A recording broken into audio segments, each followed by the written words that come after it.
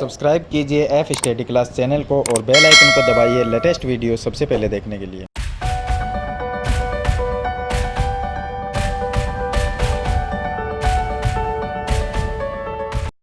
Hello students, आज हम इस वीडियो में क्वेश्चन नंबर 6 से स्टार्ट करेंगे, जो कि कक्षा 9 की प्रश्नावली 4.3 के हैं। तो क्वेश्चन नंबर 5 तक मैंने पीछे वाली वीडियो में आपको बता दिए थे। इस वीडियो में हम क्वेश्चन नंबर 6 से स्टार्ट करेंगे। तो देखिए, क्वेश्चन नंबर 6 में इसमें लिखा है कि एक अचर बल, अचर बल का मतलब होता है जो चीज़ बदलती नहीं है। अचर बल लगाने पर एक पिंड द्वारा किया गया कार्य पिंड द्वारा तय की गई दूरी के अनुक्रमानुपाती होता है। इस कथन को दो चरों वाले एक रैखिक समीकरण के रूप में व्यक्त करना है। दो चर वाली समीकरण यानी कि जिसमें एक्स और वाई दोनों हो, समीकरण के रूप में व्यक्त कीजिए और अचल बल 5 मात्रक लेकर इसका आलेख खींचना है। उसके बाद में दिया गया यदि पिंड द्वारा तय की गई दूरी 2 मात्रक और 0 मात्रक हो तो आलेख से किया हुआ कार्य ज्ञात कीजिए। तो देखिए, सिंपल तरीके से मैं आपको बता देता हूं। हमें दिया गया एक चीज अचर बल, दूसरा दिया गया है कार्य और तीसरी दी गई है दूरी।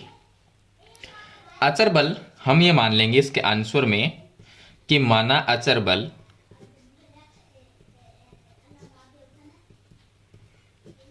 एक तो हो गया हमारे पास में अचर बल, दूसरा हमारे पास में हो जाएगी दूरी और तीसरा हो गया कार्य। 3 चीजें हैं। अचर बल वो चीज है जो बदलती नहीं, इसको हम k के रूप में मानते हैं। दूरी को हम x मान लेंगे और कार्य को हम y मान लेंगे कि माना अचर बल k है, दूरी x है और कार्य y है। अब इसका एक फॉर्मूला है कि जो कार्य होता है, कार्य बराबर होता है बल गुणा दूरी। ये इसका फॉर्मूला है, कार्य बराबर बल गुणा दूरी। कार्य हमारा y है, हमने लिख दिया y, बल हमारा k है और गुणा में दूरी हमारी x है। चलिए, तो ये समीकरण बन गई y बराबर kx। k को x से गुणा करेंगे kx, ये समीकरण बन गई। तो ये हमने एक 2 चरों वाली रैखिक समीकरण बना दी। अब इसने लिखा है कि अचर बल को 5 मात्रक लेकर इसका आलेख बनाना है। तो हम पहले क्या लेंगे, अचर बल 5 मात्रक। यहां पर लिखेंगे अचर बल 5 मात्रक लेने पर, अचर बल को 5 मात्रक लेंगे। अचर बल हमारा क्या है, k है, तो k की जगह 5 लिखना है। तो y बराबर ये हो गया 5x हो गया। अब इसका आलेख बनाना है यानी ग्राफ के लिए हमें एक टेबल बनानी होगी। टेबल के अंदर हम x और y का मान ज्ञात करेंगे। तो यहां पर इस तरह से 3 मान ज्ञात कर लेंगे। ये हो गया x और ये हो गया y। चलिए, x का मान यहां पर अगर मैं 0 रखता हूं, x का मान हमने 0 रख दिया और 0 को 5 से गुणा करेंगे तो 0 आएगा। इसका मतलब y का मान भी क्या आ गया, 0 आ गया। x का मान 1 रखते हैं तो 1 को 5 से गुणा किया 5 ही रहेगा और इधर y रहेगा, तो y का मान क्या आ गया, 5 आ गया। और x का मान माइनस में 1 रखते हैं तो ये -5 हो गया, तो y का मान -5 आ जाएगा। आप इसको पूरा प्रोसेस करके भी दिखा सकते हो कि इसका मान इतना, x का मान है 0 रखने पर, 1 रखने पर, -1 रखने पर। अब इस टेबल को हम ग्राफ में ये बिंदु है उनको अंक दर्शाएंगे। तो देखिए, सबसे पहले x का मान 0 है, y का मान भी 0 है। तो यहां पर ये ग्राफ हो गया हमारा, x का मान 0 और y का 0 इस पॉइंट पे हो जाएगा। उसके बाद में x का मान 1 है, y का मान 5 है। तो x का मान +1 यहां पर है और y का मान 5 यहां पर है। तो यहां पर इसका जो पॉइंट है, बिंदु, हम यहां पर दर्शा देंगे। और ये है 1 और 5, यहां पर ये 0 0 हो गया। चलिए, उसके बाद में है -1 और -5। x का मान -1 यहां पर है और y का मान -5 यहां पर है। तो इसका बिंदु जो पॉइंट लगेगा वो कुछ यहां पर आ जाएगा। तो ये हो गया -1 और -5। इसको हम स्केल से मिला देंगे। तो देखिए, तीनों बिंदुओं को हमें मिलाना है। तो इस तरह से ये एक ग्राफ बन गया। अब ग्राफ तो हमने बना लिया। इसके बाद में इसने ये लिखा है पिंड द्वारा तय की गई दूरी 2 मात्रक है। तय की गई दूरी 2 मात्रक है और 0 मात्रक लेने पर तो कार्य कितना होगा। तो पहले दूरी है 2 मात्रक, तो हम यहाँ पर लिख लेंगे कि दूरी बराबर 2 मात्रक। तो देखिए, अगर हम दूरी को 2 लेते हैं, यहां से 2 मात्रक लेंगे तो किया गया कार्य यहां पर आएगा जो कि 10 के सामने। अगर इसको एकदम सही तरीके से हम ग्राफ को बनाएंगे और दूरी जो है उसको देखिए यहां पर इस तरह से, तो यहां पर इसका पॉइंट टच होगा और इसके सामने देखेंगे तो किया गया ये कार्य है इस तरफ, और ये जो एक्स एक्स की लाइन है ये है हमारी दूरी।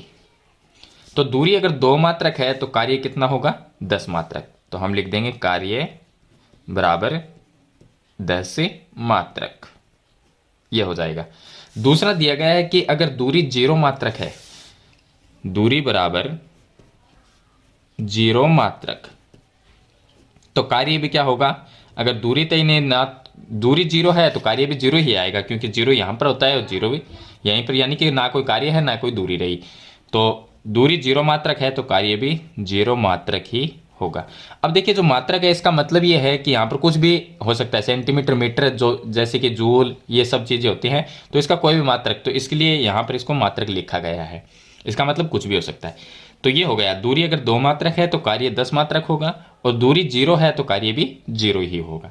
तो ये इसका आंसर हो जाएगा। इसमें हमने ग्राफ भी बनाया है और इसके जो कार्य है वो भी हमने ज्ञात कर लिया। तो ये था इसका क्वेश्चन नंबर 6। चलिए इसके बाद में शुरू करते हैं इसका क्वेश्चन नंबर 7। अब देखिए क्वेश्चन नंबर 7 में इसने लिखा है कि एक विद्यालय की कक्षा 9 की छात्राएं यामिनी और फातिमा, 2 छात्राएं हैं, एक का नाम है यामिनी, दूसरी का फातिमा, से मिलकर भूकंप पीड़ित व्यक्तियों की सहायता के लिए प्रधानमंत्री राहत कोष में 100 रुपये अंशदान दिया। यानी दोनों ने मिलकर 100 रुपये का अंशदान किया है। अब हमें यह नहीं पता कि किसने कितना किया है, दोनों का मिलाकर है 100 रुपये। एक रैखिक समीकरण हमें बनानी है और जो इन आंकड़ों को संतुष्ट करती हो, आप उनका अंशदान x रुपये और y रुपये मान सकते हैं। यानी हम यामिनी ने कितना दिया उसको x मान लेंगे और फातिमा का y रुपये मान लेंगे। इस समीकरण का आलेख भी हमें बनाना है। तो हम लिखेंगे, माना कि पहली है यामिनी का अंशदान। अब हमें टोटल तो पता है कि उन्होंने दोनों ने मिलकर 100 रुपये दिए, एक ने कितने दिए वो हमें नहीं पता, तो इसका तो हमने मान लिया कि इसने दिए x रुपये, और फातिमा जो है, फातिमा का अंशदान, फातिमा ने दिए y रुपये, ये मान लेंगे। तो देखिए कुल रुपए कितने हुए, तो अब प्रश्नानुसार दोनों के मिलाकर कितने हुए?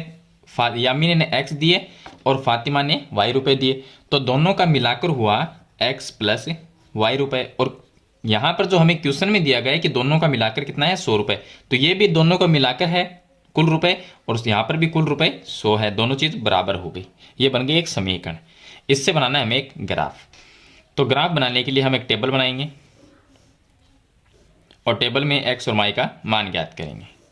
तो ये हमने टेबल बनानी, 3 इसके मान है वो हम ज्ञात कर लेंगे। यहाँ पर ये हो गया x और ये हो गया y। देखिए अगर मैं x का मान 0 रखता हूँ, यहाँ पर हमने रखा 0 प्लस में y बराबर 100, 0 प्लस y रहेगा और y बराबर क्या आ गया? 100, तो y का मान हो गया 100। अब हम 1 2 नहीं रखेंगे, क्योंकि अगर मैं यहाँ पर 1 रखूंगा वो 1 इस साइड में जाएगा तो पीछे 99 रह जाएगा, तो ग्राफ में हमें थोड़ी सी प्रॉब्लम होगी। तो हम क्या करेंगे, 0 के बाद में 20 रख लेंगे ताकि सरल रहे। तो यहाँ पर x का मान हमने रखा 20, तो x बराबर 20 रखेंगे, तो x का मान यहाँ पर 20 प्लस में y बराबर में 100, ये 20 है वो इस साइड में आके माइनस में हो जाएगा, तो y बराबर 100 माइनस 20, तो y का मान आ गया 80। x का मान 20 रखने पर y का मान 80 आ गया। और इस बार x का मान हम 40 रख लेंगे, यहाँ पर मैं 40 रखता हूँ, वो 40 इस साइड में आएगा, तो 100 माइनस 40 पीछे रहेंगे 60, तो y का मान आ गया 60। तो इस तरह से एक टेबल बनानी है। अब इस टेबल से हम ग्राफ बनाएंगे। तो ग्राफ में देखिए x का जो मान है वो 0 है, y का मान 100 है, तो ये हमारा एक ग्राफ हो गया। अब इसमें x का मान तो 0 है और y का मान 100 है, तो पॉइंट हम यहाँ पर ही लगा देंगे इसका, इस तरह से। चलिए दूसरा, x का मान 20 है, y का मान 80 है, तो x का मान 20 यहाँ पर हो गया और y का मान 80 यहाँ पर होगा, तो इसका पॉइंट है वो यहाँ पर लग जाएगा, ये हो जाएगा। पहला तो ये हो गया 0 और 100, ये हो गया 20 80। चलिए तीसरा जो है 40 और 60, x का मान 40 है और यहाँ पर y का मान 60 है तो इसका पॉइंट आ जाएगा यहाँ पर। तो ये हम लिख देंगे 40 और 60। अब इसकी हम सरल रेखा प्राप्त करेंगे। तो तीनों पॉइंटों को हम मिला देंगे इस तरह से। तीनों जो पॉइंट है उसको इस तरह से हम मिला देंगे तो ये एक हमें रेखा प्राप्त हो जाएगी जो कि ग्राफ है हमारा। तो इस तरह से ये क्वेश्चन आपको सरल करना है, जिसमें आपको पहले इन दोनों का कुल निकालना है, समीकरण बनानी है, टेबल बनानी है और फिर ये एक आपको ग्राफ बनाना है। तो ये होगा इसका क्वेश्चन नंबर 7। चलिए इसके बाद में शुरू करते हैं क्वेश्चन नंबर 8। अब देखिए क्वेश्चन नंबर 8, इसमें दिया गया है कि अमेरिका और कनाडा जैसे देशों में तापमान जो है उसको फ़ारेनहाइट में मापा जाता है, जबकि भारत जैसे देशों में तापमान सेल्सियस में मापा जाता है। यहाँ फ़ारेनहाइट को सेल्सियस में रूपांतरित करने वाला एक समीकरण ये हमें दिया गया है।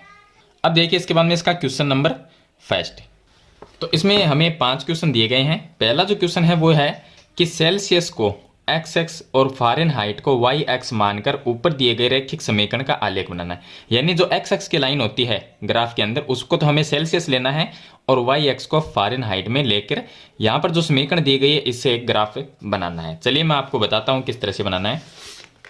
तो देखिए अब ये जो समीकरण है इसमें हम क्या करेंगे कि हमें ग्राफ बनाना है C और F में बनाना है। तो हम एक टेबल बनाएंगे, C और F की बनाएंगे। जैसे हम एक्स वाई की बनाते हैं तो इसमें दो चर है दोनों चर F और C है। तो एक तो हम बनाएंगे x में हमें C रखना है तो ऊपर की तरफ हम C रख लेंगे और y को F रख लेंगे। तो इस तरह से हम 3 मान ज्ञात करेंगे। सबसे पहले हम C का मान 0 रख लेंगे तो हम लिखेंगे C बराबर 0 रखने पर।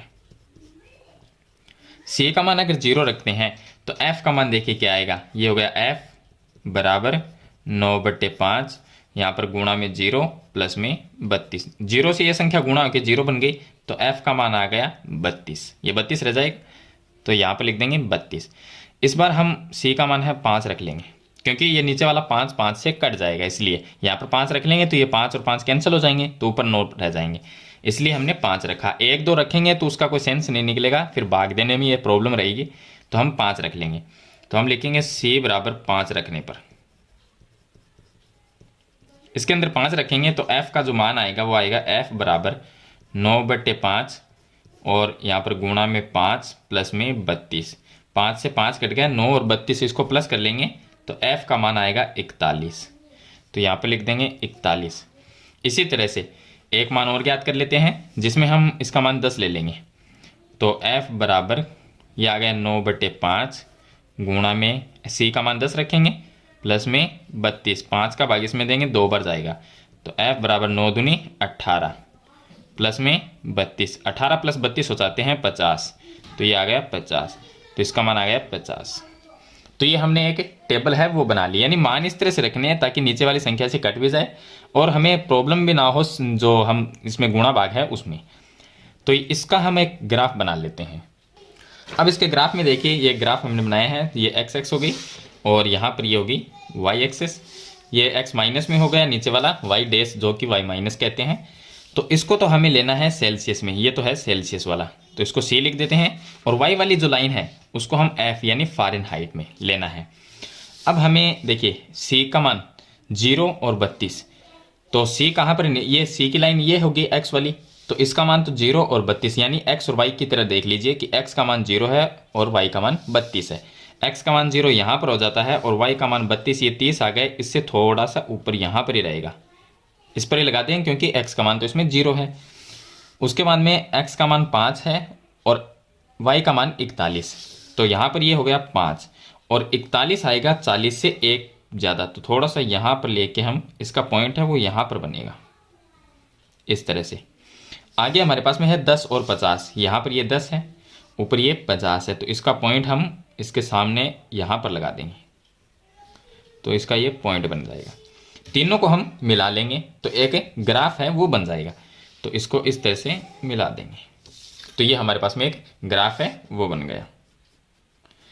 तो ये हो गया इसका ग्राफ जो कि बनाना है हमें, यानी कि पहले इसके जो मान है वो रखेंगे और एक टेबल बनाएंगे, फिर एक ग्राफ बनाना है यानी आलेख बनाना है। तो ये मैंने आपको बता दिया है कि किस तरह से बनाना है। चलिए इसके बाद में इसका जो सेकंड क्वेश्चन है उसको सरल करते हैं। सेकंड क्वेश्चन देखिए इसका, इसने लिखा है, ये फर्स्ट तो हमने कर लिया जिसमें ग्राफ बनाना है। सेकंड क्वेश्चन में कि यदि तापमान 30 डिग्री सेल्सियस है तो फ़ारेनहाइट में क्या होगा।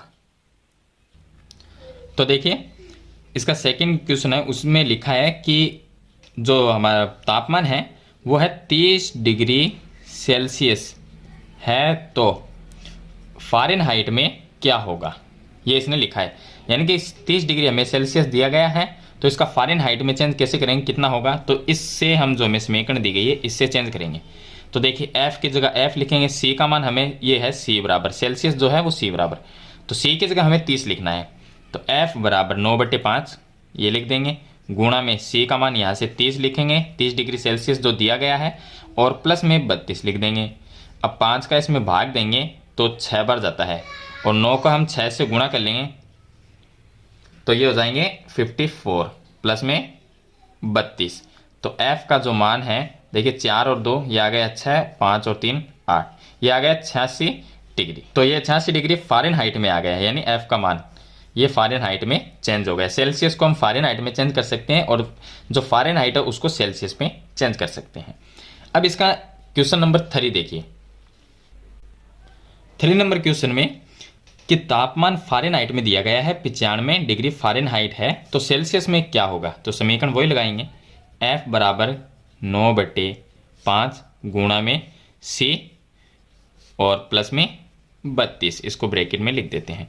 अब f का मान यहाँ पर 95 दिया गया तो f की जगह हम लिखेंगे 95 बराबर 9/5 गुणा में c प्लस में 32। 32 जो प्लस में वो इस साइड में आएगा तो 95 माइनस में 32 हो जाएगा, बराबर में 9/5 गुणा में c रह जाएगा। अब 95 माइनस 32 करेंगे तो 5 माइनस 2 करेंगे तो ये हो गया 3, और 9 माइनस 3 करेंगे तो ये हो गया 6, बराबर में 9/5 और गुणा में c। ये संख्या पूरी गुणा में है तो इस साइड में आ जाएगी, भाग में आएगी तो कुछ इस तरह से देखिए, इसको सही तरीके से हम ऐसे भी लिख सकते हैं कि 9/5 c है उसको इस साइड में लिख लेंगे और बराबर में ये 63 लिख लेंगे, ऐसे लिख लेंगे। अब ये 9/5 गुणा में है, ये आ गया भाग में, तो यहाँ पर रह जाएगा c बराबर ये है 63, इसके भाग में आएगा 9/5, तो 9 तो नीचे रह जाएगा और 5 है वो ऊपर चला जाएगा। तो 9 का भाग 63 में जाता है 7 बार, और 7 को 5 से गुणा कर लेंगे तो c बराबर आ जाएगा 35 यानी 35 डिग्री सेल्सियस। तो देखिए फ़ारेनहाइट 95 डिग्री फ़ारेनहाइट था, उसको हमने सेल्सियस में चेंज किया तो 35 डिग्री सेल्सियस हो गया। तो ये था इसका क्वेश्चन नंबर 3। चलिए इसके बाद में शुरू करते हैं क्वेश्चन नंबर 4। क्वेश्चन नंबर इसका 4 देखिए, मैंने शॉर्ट में लिखा है। तो इसने लिखा है कि अगर तापमान 0 डिग्री सेल्सियस है तो फ़ारेनहाइट में क्या होगा, अगर 0 डिग्री फ़ारेनहाइट है तो सेल्सियस में क्या होगा। तो ये तो देखिए पहले हम इसको सरल करते हैं कि तापमान 0 डिग्री सेल्सियस दिया गया है तो फ़ारेनहाइट में क्या होगा। तो समीकरण f बराबर 9/5, अब गुणा में जो c लिखते हैं, c का मान 0 डिग्री है तो हमने गुणा में 0 लिख दिया, प्लस में 32, ये पूरी संख्या 0 हो गई, पीछे रह गया 32, तो f का मान आ गया 32 डिग्री फ़ारेनहाइट। तो यानी कि सेल्सियस में अगर 0 डिग्री है तो फ़ारेनहाइट में 32 डिग्री हो जाएगा। इसी तरह से अगर फ़ारेनहाइट 0 डिग्री है तो सेल्सियस में क्या होगा, तो उसका भी देखिए फिर से, ये f बराबर 9/5 गुणा में c प्लस में 32, और फ़ारेनहाइट में 0 है तो f की जगह 0 लिखेंगे, बराबर में 9/5 गुणा में c प्लस में 32 है, ये प्लस है, इस साइड में है कि माइनस में 32 हो गया क्योंकि इस साइड में 0 है, तो 0 माइनस 32 करेंगे तो माइनस 32 ही रहेगा। तो देखिए 9/5 c को पहले लिख लेंगे, तो 9/5 c बराबर, ये इस साइड में आएगा तो माइनस में 32 रहेगा, ये होगा माइनस 32। अब ये गुणा में है तो भाग में चला जाएगा, तो c बराबर माइनस में 32/9/5, तो 9/5 जो है वो ऊपर चला गया। अब इसको हम सरल कर लेंगे, तो देखिए ये इसको हम गुणा करके सीधा लिख सकते हैं कि 5 दूनी देखिए 10, और ये 5 3 15 और 1 16, तो माइनस में 160/9। अब इसको भाग दे के भी सरल कर सकते हैं आगे अगर आप करना चाहे तो, अगर नहीं करना चाहे तो सेल्सियस में माइनस में 160/9 हो जाएगा, या आप 160 में 9 का भाग दे दीजिए।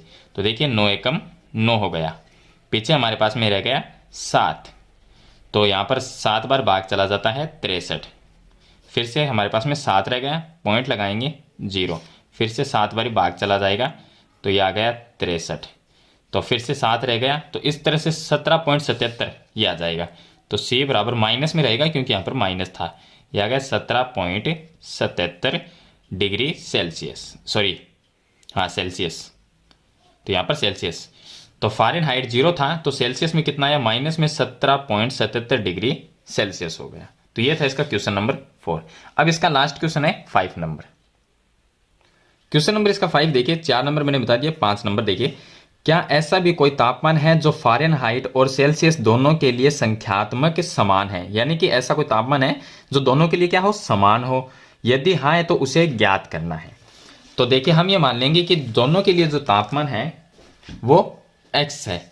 तो हम ये मान लेंगे कि माना तापमान x है, x डिग्री है, ये मान लेंगे। ठीक है, फ़ारेनहाइट के लिए भी x है और सेल्सियस के लिए भी x है। तो समीकरण में दोनों जगह हमें x ही रखना है। तो ये आ गया F बराबर 9/5 गुणा में C प्लस में 32। अब इसके अंदर F की जगह भी x ही रखना है और C की जगह भी x ही, क्योंकि दोनों के लिए हमने बराबर माना है। तो इसकी जगह भी हम x रख देते हैं और ये हो गया 9/5, यहाँ पर भी x रख दिया प्लस में 32। इसको हम सरल करेंगे तो ये आ गया x बराबर 9 को x से गुणा किया 9x/5 प्लस में 32। अब 9x/5 है, ये x की संख्या और यहाँ पर भी x की, तो ये x वाली इस साइड में लेके आएंगे तो माइनस में आ जाएगी। तो x माइनस में 9x/5 और बराबर में ये 32 रह जाएगा, क्योंकि ये पूरी उठा के हमने इस साइड में लेके आए तो 32 रह गया यहाँ पर। अब इसके नीचे 1 लिख के इसका लघुत्तम लेंगे तो 5 आ गया।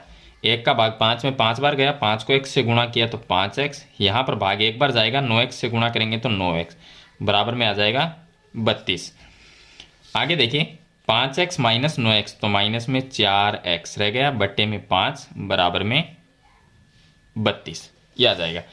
अब 5 जो है वो यहाँ पर चला जाए, भाग में है तो गुणा में चला गया, तो ये हो गया माइनस में 4x बराबर 32 गुणा 5 हो जाएगा। तो माइनस में 4x बराबर 32 को 5 से गुणा करेंगे तो 160 हो जाएगा। जो x के पास में माइनस में 4 गुणा में है वो भाग में आ जाएगा, तो x बराबर 160 बटे ये -4 हो गया। अब 4 का भाग 16 में जाता है 4 बार और पीछे 0 रह गया, यानी कि x का मान आ गया, ये माइनस भी साथ में रहेगा तो माइनस में ये 4 और ये 0, तो माइनस में 40 डिग्री, यानी माइनस में 40 डिग्री जो तापमान है वो दोनों के लिए क्या है, समान है। तो यही हमें इसमें ज्ञात करना था। तो मैंने आपको इसमें क्वेश्चन नंबर 6, 7 और 8 सभी मैंने आपको 3 क्वेश्चन हैं वो इसमें बता दिए हैं इस वीडियो के अंदर।